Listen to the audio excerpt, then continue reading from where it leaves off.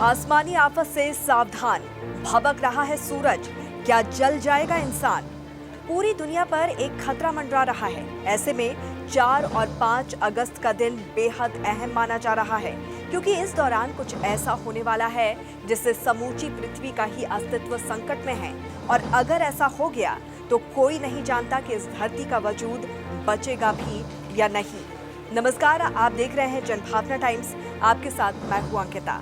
हम बात कर रहे हैं सौर तूफान की, जो तेजी से पृथ्वी की तरफ बढ़ रहा है। वैज्ञानिकों का कहना है कि 4 से 5 अगस्त के बीच G1 श्रेणी यानी कि कम शक्तिशाली भूचुंबकीय तूफान आ सकता है। इसे लेकर अमेरिकी national oceanic and atmospheric administration ने कहा है कि ये तूफान 4 से 5 अगस्त के बीच पृथ्वी से टकरा सकता है। ऐसे में सवाल उठता है कि आखिर ये तूफान आ क्यों रहा है।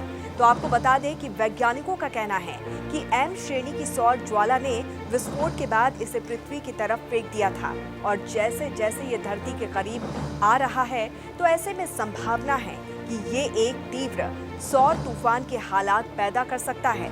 उपग्रहों, शॉर्टवेव रेडियो संचार और बहुत कुछ को नुकसान भी पहुंचा सकता है। लेकिन वैज्ञानिकों का ये भी कहना है कि सूर्य के पृथ्वी की ओर वाले हिस्से में 9 सक्रिय सनस्पॉट क्षेत्र हैं और यहाँ किसी भी समय में सौर ज्वाला विस्फोट भी हो सकता है, और इससे अंतरिक्ष में बड़े पैमाने पर प्लाज्मा और सौर सामग्री रह जाएगी, जो कि CMI बनाती है, और इससे वायरलेस कम्युनिकेशन और GPS सर्विस में रुकावटें आ सकती हैं, जिसका सीधा असर एयरलाइंस, नाविक, हैम रेडियो कंट्रोलर और ड्रोन, इंटरनेट और मोबाइल संचार पर भी पड़ सकता है।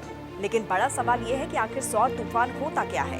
सूर्य की सतह पर गैसों के टकराव से जब विस्फोट होता है तो बहुत अधिक मात्रा में ऊर्जा, ऊष्मा, प्रकाश और प्लाज्मा कणों के रूप में निकलती है, और इससे निकलने वाली रोशनी को सौर तूफान या सन फ्लेयर कहते हैं। ये विस्फोट कई परमाणु बमों जितने शक्तिशाली होते हैं, और विस्फोट के बाद ये सन फ्लेयर्स पृथ्वी की ओर चल पड़ते हैं, और इनकी रफ्तार 30 लाख मील प्रति घंटे से भी ज्यादा हो सकती है।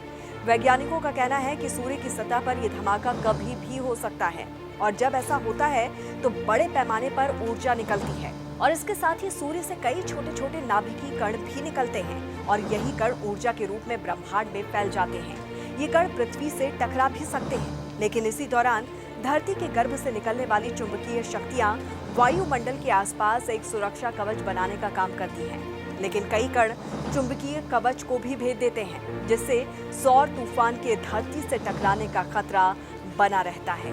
तो इस पर आपका क्या कहना है, जरूर हमें कमेंट करके बताइए। जुड़े रहिए जनभावना टाइम्स के साथ। नमस्कार।